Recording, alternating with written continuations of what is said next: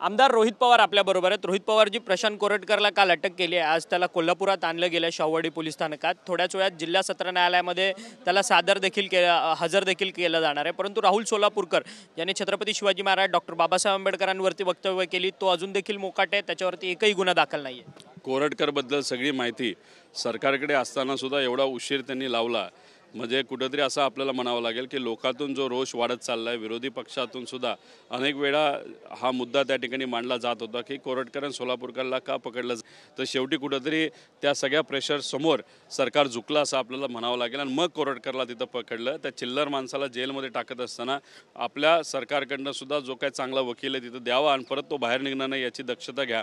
आणि त्याच्याबरोबर त्या सोलापूरकरला वाल्याला कशाला तुम्ही मोकळं सोडले, त्याला सुद्धा जेलमध्ये घ्यायला काय हरकत आहे। परंतु कुणाल कामरा याने आता माफी नाही मागणार ही भूमिका घेतलेली आहे आणि त्याने अजित पवारांचा दाखला दिला आहे। ज्यावेळेस शिवसेना पक्ष फुटलेला होता त्यावेळेस अजित पवारांनीच या सगळ्या फुटलेल्या शिवसेनेच्या नेत्यांवरती गद्दार म्हणून असा उल्लेख केलेला होता। त्याचा व्हिडिओ देखील सोशल मीडियावरती व्हायरल होतो। आता कुणाल कामरा काय बोलतो हे आम्ही तर कंट्रोल करत नाही, त्याला जे वाटतं ते तो बोलतो। थोडी तो कंगना रनौट का कोण ते ॲक्ट्रेस आहे त्याच्याबद्दल म्हणजे जे BJP बोलतं नाही तर बोलायला इच्छा असते BJPची, ती कंगना त्या ठिकाणी बोलत असते। त्यामुळे आता कुणाल काय बोलतो तो त्याचा विषय। आता कुणाल बोलताना हेच बोलतो की नेते म्हणून तुम्ही आधी एक आणि नंतर वेगळं बोलता। आता इथं मी स्टँडअप कॉमेडियन म्हणून जर एखादं वक्तव्य वापरलं असेल आणि ते सिमिलर असेल एका नेत्याचं, तर त्यांच्यावर जर कारवाई होत नसेल तर माझ्यावर का झाली बरं, असा प्रश्न कदाचित ते करत असावेत। जयकुमार गोरेंच्या विरोधात तुम्ही हक्कभंग प्रस्ताव आणलाय, परंतु हक्कभंग प्रस्ताव अजून पटलावरती सुद्धा आलेला नाही। एकीकडे तुमच्यावरचा हक्कभंग प्रस्ताव हा पटलावरती येतो, स्वीकारला सुद्धा जातो सभागृहात, याच्याकडे कसं पाहताय?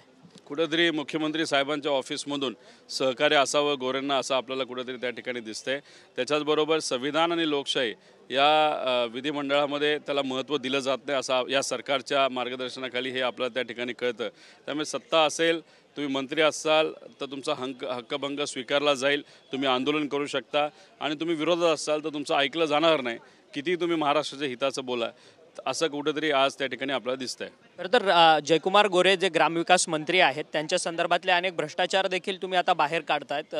नक्की नेमके कोणते भ्रष्टाचार त्यांच्या विरोधातले आहेत, काही पुरावे तुमच्याकडे आहेत? एक मातंग समाजाची जमीन त्यांनी तिथं घेतली आणि त्याच्यात घेत असताना जो व्यक्ती 6 वर्षापूर्वी वारलेला आहे नाही तर तो मृत झालेला आहे, अशा व्यक्तीला परत एकदा पेपरवर जिवंत केलं। कार्यकर्त्याचा फोटो लावून तिथं सरकारी डॉक्युमेंटसुद्धा तिथं मॅन्युपुलेट केलं गेलं। स्वतः तिथं उपस्थित राहून त्यांनी ते कागदपत्र तिथं करून घेतले होते। हा एक मुद्दा आहे।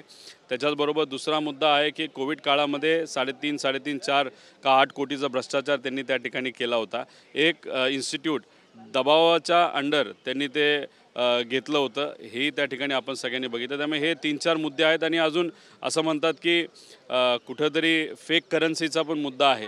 त्यामुळे पुढच्या अधिवेशनात तरी आम्ही अशी मागणी करू की त्यांचा राजीनामा त्या ठिकाणी झाला पाहिजे।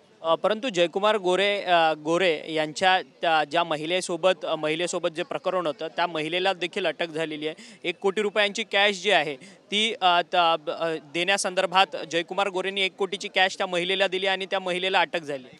त्या महिलेचा वकीलच मॅनेज झाला। महिलेच्या वकिलाली त्या महिलेला सकाळी का कधीतरी तिथं बोलावलं होतं त्यांच्या ऑफिसला। महिला तिथं गेली, कदाचित काही चर्चा आहे असं त्यांना वाटत असेल आणि अचानक काही लोक आली आणि तिथं पैसे ठेवले गेले आणि त्या महिलेला कळत नव्हतं हा विषय काय चालला आहे आणि मग व्हिडिओ कोणतरी काढत होतं आणि मग तिथे एक पोलीस अधिकारी आला, तो पण मॅनेज झालेलाच आहे। त्याच्यावर इतके गुन्हे आहेत, म्हणजे फार महिला तस्करीचा गुन्हा आहे, बरंच काय आहे, तर असा व्यक्ती तिथं आला आणि लगेच तिला ताब्यात घेतलं। आता काय चाललं होतं तिला माहीत नव्हतं, म्हणजे हे सगळं कुठे सेटअप होता। 1 कोटी रुपये आले कुठून हाही मुद्दा त्याच्यामध्ये आहे। 8 वर्षापूर्वी असंच काहीतरी तिच्यावर झालं होतं, त्याच्यात कोर्टाने काही प्रमाणात न्याय दिला पण तडजोड झाली त्या महिलेमध्ये आणि गोरेंमध्ये। ती काय फक्त पैशाची तडजोड नव्हती, तर ती एक अंडरस्टँडिंग होती की परत जाऊन त्यांचे कार्यकर्ते नाही तर गोरे तिला त्रास देणार नाही। पण नंतर त्रास सुरू झाला आणि परत मग जेव्हा ती म्हणाली की न्यायासाठी मी लढणार, त्यात परत एकदा अशा पद्धतीने कुठेतरी तिला अडकवलं असं आपल्याला बघायला मिळतं। गोरेंच्या विरोधातला लढा तुम्ही चालूच ठेवणार का? आता या अधिवेशनामध्ये तशी काही चर्चा करण्याची संधी मिळाली नाही, पण हे जे कागदपत्र आहेत त्या लोकांना आम्ही पाठवू आणि पुढच्या अधिवेशनामध्ये हा मुद्दा नक्कीच विरोधी पक्ष म्हणून आम्ही सगळेजण लावून ठेवू असं या ठिकाणी सांगतो। धन्यवाद, तुम्ही आमच्याशी बातचीत घेतली. आमदार रोहित पवार होते. रोहित पवार म्हणतात की जयकुमार गोरे जे ग्रामविकास मंत्री आहेत त्यांच्या विरोधात माझ्याकडे खूप सारे पुरावे आहेत आणि ते मी या अधिवेशनामध्ये लावून धरलो नसलो तरी पुढच्या अधिवेशनामध्ये आम्ही विरोधी पक्ष म्हणून आम्ही अधिक ताकदीने जे आहेत ते जयकुमार गोरे यांचे भ्रष्टाचाराचे दाखले आम्ही घेऊन पुढच्या अधिवेशनामध्ये उतरू असं मत जे आहे ते आमदार रोहित पवार यांनी आपल्याशी बोलताना व्यक्त केले. व्हिडिओ जर्नलिस्ट योगेश गुरवसह अक्षय मंकणी, TV9 मराठी, मुंबई.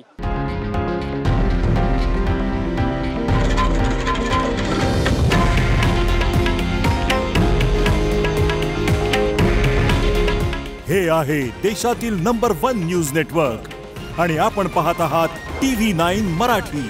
काळजी तुमची, हित महाराष्ट्राचं.